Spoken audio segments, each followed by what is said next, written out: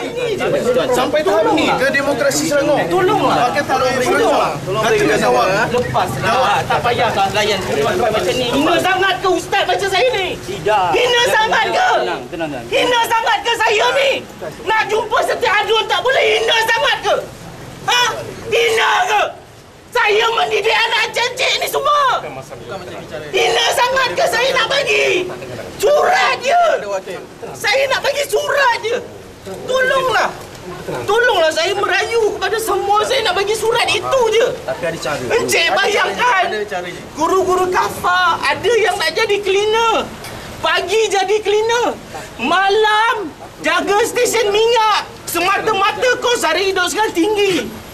Encik bayangkanlah gaji kami hanya RM1,212 je. Saya tak minta lebih, saya nak bagi surat je ke Adun. Itu saja. Saya tak minta lebih, Cik. Saya tak ada masalah dengan Cik. Saya faham tugas Cik ni semua. Tapi tolonglah. Saya merayu sangat. Saya nak hantar surat saja. Itu je. Encik bayangkan 10,000 Dengan cara baik. Kami boleh buat dengan cara baik.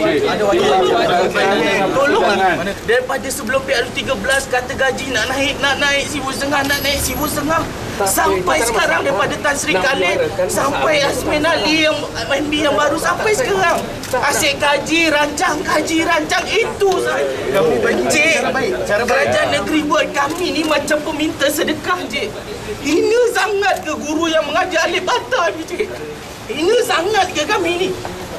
Kalau hina, tolonglah bagi tahu, Cik. Biar saya berhenti kerja. Tolonglah.